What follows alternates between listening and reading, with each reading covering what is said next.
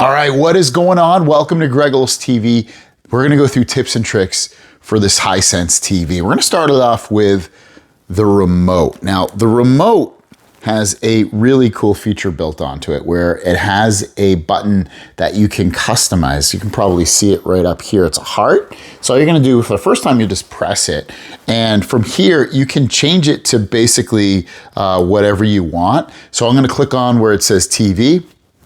And I can change it so it goes instantly to one of these HDMI ports or audio video port or one of these specific apps. And for me, since I already have a YouTube button, it might be YouTube TV on there, I guess, but you can basically find the app that you want it to go to. It's up to you. A sleep timer, whatever you want. I'll probably end up doing HBO Max. So I'll choose Max and then I'm just gonna hit OK. Before I hit OK, you can see at the bottom, if I want to amend that button or modify it, you can see all you have to do is press and hold that heart button for 3 seconds and it'll bring me right into here and I can customize it again. So I'm just gonna hit OK. So now when I tap the heart button up the top here, I'm gonna tap the heart button and it's gonna automatically go into the Mac. So I'm just gonna go home at this point. So you see there it is, and that's how it works. Going back to the remote is backlit, which I love. Really, really good stuff. If you wanna change the batteries, you just swipe down from here, and it's funny, it takes off the whole back for it, but it takes AAA batteries and it comes with batteries already, so you shouldn't need any batteries for a fair amount of time, which would be helpful, which is helpful, I should say. Continuing on here, it's pretty easy to use though, but you have your shortcuts up here. You can change right here. If you tap this button in the top right, I can switch between the different inputs on here. So you have that. The top left will allow me to turn the television off. If I press and hold this, I can do my Google Assistant and ask it questions and do all that kind of thing. I've also got this button to change my profiles. This will bring me into settings, home button, and that's pretty much it for that. So let's go into the TV now, back to it. And we're gonna go, if you're on here, this is the home page and you can go through your live setup, your apps, your library, it's all at the top right here. If you wanna move any of these apps around, all you're gonna do is you can come in here and reorder the apps. It's all the way to the right. You can just tap reorder. And for instance, if I wanna move HBO Max, I'll select it. And then I'm just gonna go all the way over to where I want it to go. Maybe I want it to be one of the first apps here.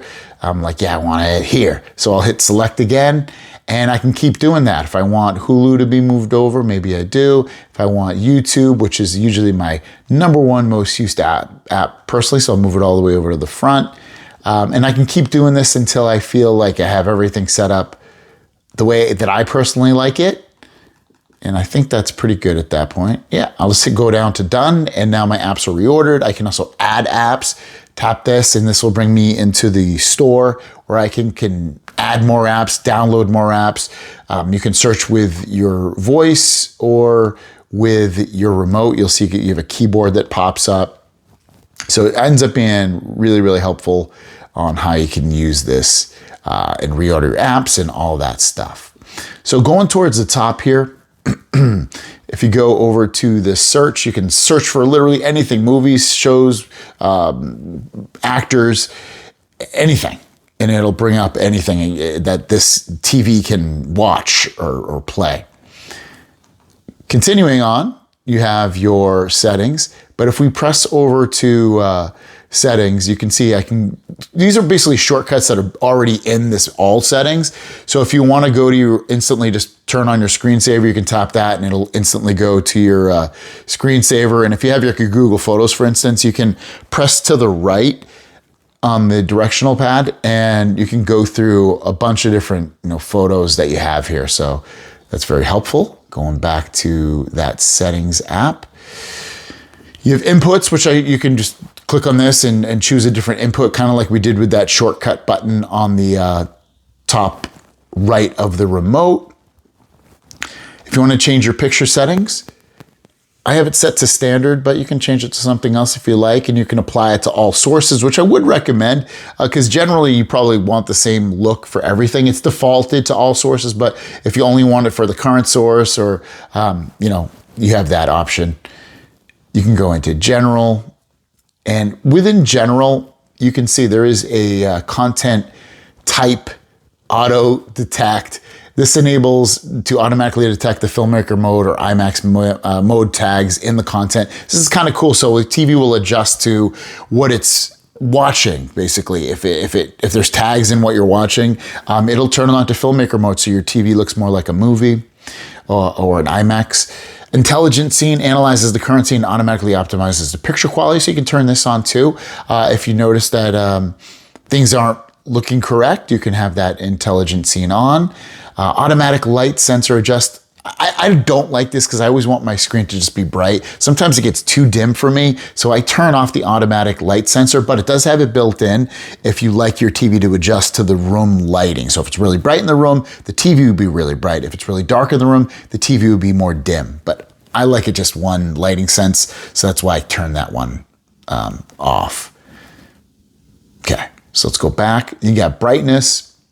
I set it to medium, but you can, change your local dimming to, you can see it kind of, I don't know if you can tell the difference. You can. So it basically makes it brighter so you can see things a little bit better, or low or completely off. I keep it to medium. Peak brightness, you can do this all the way as high as you want. If you want like a really, really nice bright TV, you can do that. And then you have all these other things in here too. Like there's a lot of, you have HDR enhancer, it enhances which I meant to turn this on basically. So this will allow my non-HDR content to look almost like HDR. So it's kind of a cool option that it has that built in.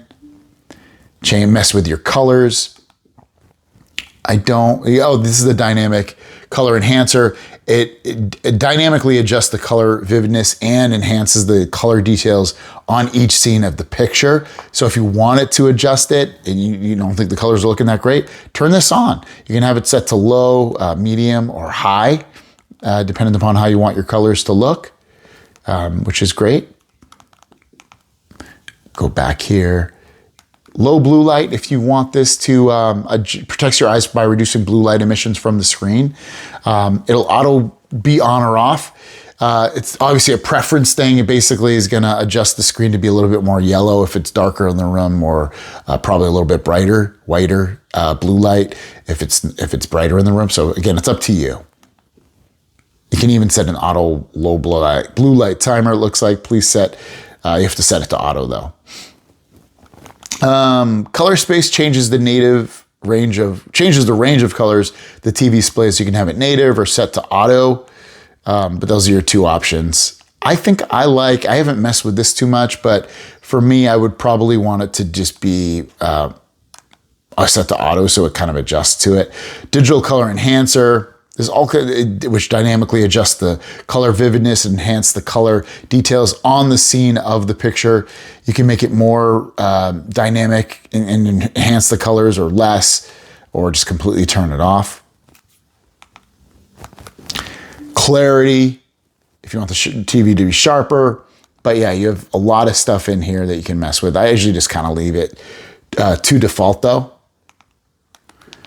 Calibration settings, if you need to color tune it or anything like that.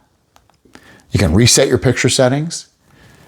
Going back here, you've got your sound. So in sound, if you have an eARC port, you can set it to auto or just turn it off. eARC port is when you have like a soundbar or a speaker system hooked up to it on the HDMI port. You have digital audio output. You can do pass-through. I would leave it all to pretty much auto right there, so you don't have to really think about it. HDMI audio device guide. If you need help with setting that up, it's right there. Select the speaker channel settings for the WISA speaker settings available. So I don't have it hooked up, so I can't do that. Wired headphones. You can do audio only mode. This is pretty cool actually. If you just want audio to play and turn the screen off, you can do that. And then just hit your back button or your home button and it'll bring you back to your screen on, but that saves some power and you can play some sound out of the TV. So it might be something that you're interested in. And then change your Wi-Fi. So let's go into the settings at this point. So I go into settings. I can come in here and search for channels. If you have like a cable, a coaxial cable or a antenna hooked up to your TV, this is where you'll come in here and choose channel. I don't have it, so I can't do it, but you could do that on there. Also, when you're in here, you'll see external outputs. I would turn this on. So you'll see that you have your HDMI ports to choose between these different formats. Like if you're playing a game, you're definitely gonna want it to be on the enhanced 144. I just don't have anything plugged in there currently. Same thing with these other autos, HDMIs. I have them set to auto, so it'll automatically switch if need be. But HDMI control, turn this on. This allows you to, if something's plugged in via HDMI, it's gonna automatically be able to turn your TV on and off, control the volume, things like that. You definitely want that on, I should say. Device auto power off, you want that on as well. That's gonna power off the HDMI device if you turn your thing that's plugged on off. So for instance, if you have a gaming console plugged in via HDMI and you turn it off, it'll turn your TV off. Same thing with the streaming device, like an Apple TV or a Roku or a Fire Stick. When that device turns off, it'll also turn your TV off. TV auto power on the display with a connected HDMI device. It does the opposite of turning it off. So if you turn on your PlayStation or Xbox or Apple TV or Roku or Fire Stick or whatever, it's gonna automatically turn your television on as well. And then I leave these off. I don't need them.